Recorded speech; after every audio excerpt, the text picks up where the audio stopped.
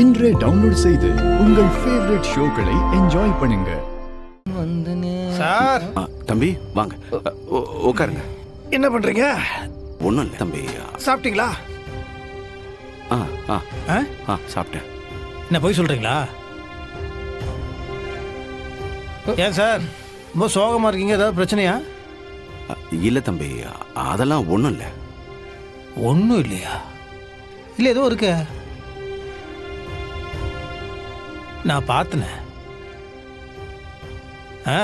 நாங்கள் குடும்பமாக ஒன்றா உட்காந்து சாப்பிட்ருக்கும் போது நீங்கள் அப்படியே ஓரமாக நின்று பார்த்து கண்ணீர் விட்டதை நான் பார்த்தேன். அதுக்கான உண்மையான காரணம் மற்றவங்களுக்கு வேணால் தெரியாமல் இருக்கலாம், எனக்கு தெரியும். பார்த்துட்ருக்காப்ல. சொல்லட்டுமா? உங்களுக்கு ஊரில் இருக்க உங்கள் மனைவி பிள்ளைங்க அவங்க ஞாபகம் வந்துருச்சுன்னு நினைக்கிறேன். கரெக்டா? சரி விடுங்க, குடும்ப ஞாபகம் வரதானே செய்யும். என்ன பண்ணுறது? தம்பி உன்னோட குடும்பம் ஃபேமிலியில் எங்கே இருக்காங்க? எல்லாங்கிறாங்க, உயிரோட தான்.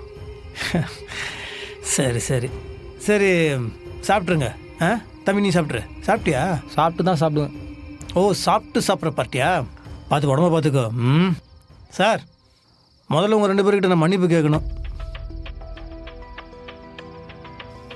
இல்லை காலையில் நானும் உங்களை டக்குன்னு வந்து இடத்த காலி பண்ணுங்க போயிடுங்க அப்படி இப்படின்னு நானும் துளசி மேடம்ன்றது வந்து உங்களுக்கு தெரியாதுல்ல, துளசின்றவங்க என்னோடய மனைவி. இப்போ அவங்க ரொம்ப நல்லவங்க, அவங்களுக்கு அவங்க தங்கச்சின்னா உசுறு.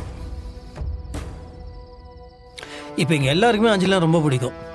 அஞ்சலி இப்போ கர்ப்பமாக இருக்கனால மெக்கானிக் செட்லலாம் இந்த நேரத்தில் வேலை செஞ்சால் அது அவங்களுக்கும் நல்லதில்லை, அவங்க வயிற்று வர குழந்தைக்கும் நல்லதில்லை. அதுக்காக தான் வீட்டில் இருக்க எல்லாருமே பயப்படுறாங்க. என் அத்தை ரொம்ப தங்கமானவங்க, அவங்களும் பாவம் பயப்படுறாங்க. சார் நம்ம ஆம்பளைங்க நம்ம வேறு மாதிரி யோசிப்போம், சரிங்களா? அவங்க லேடிஸ் பாவம் அவங்க வேறு மாதிரி தான் யோசிப்பாங்க. ஆனால் இப்போ நாங்கள் எல்லாருமே ஒரு முடிவுக்கு வந்துட்டோம். ஏன்னா எங்களுக்கு அஞ்சலியோட சந்தோஷம் ரொம்ப முக்கியம். மெக்கானிக் ஷெட்டு கண்டிப்பாக அஞ்சலி நடத்தும். அதுக்கு ஒரே ஒரு காரணம் தான், உங்கள் மேலே வச்சுருக்க நம்பிக்கை.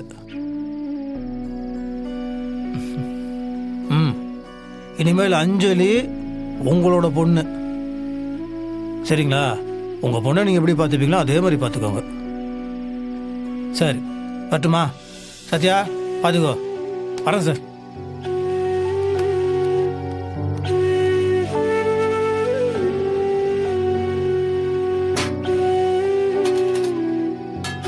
அடடே, வெந்தய குழம்பா?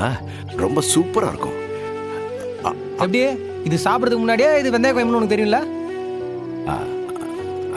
அது சிவராம இருக்கான்ல, சிவராம வந்து அவங்க வீட்டில் வெந்தய குழம்பு நல்லா வைப்பாங்கன்னு சொல்லுவாப்ல. எப்பா எல்லாத்தையும் சொல்லிடுறாரு அந்த மனுஷன், உன்னை பற்றி மட்டும் என்கிட்ட சொல்லாமல் போயிருக்காரு. சரி, வெந்தய குழம்பு நல்லா இருக்கும், நீ கொஞ்சம் சாப்பிட்றியா? எனக்கு ஒன்று வேணாம், நான் மட்டும் சாப்பிடுக்கிறேன், நீ ஏன் சாப்பிடு. வெந்தய குழம்பா எவன் சாப்பிடுவாங்க? இவன் திருந்த மாட்டான்.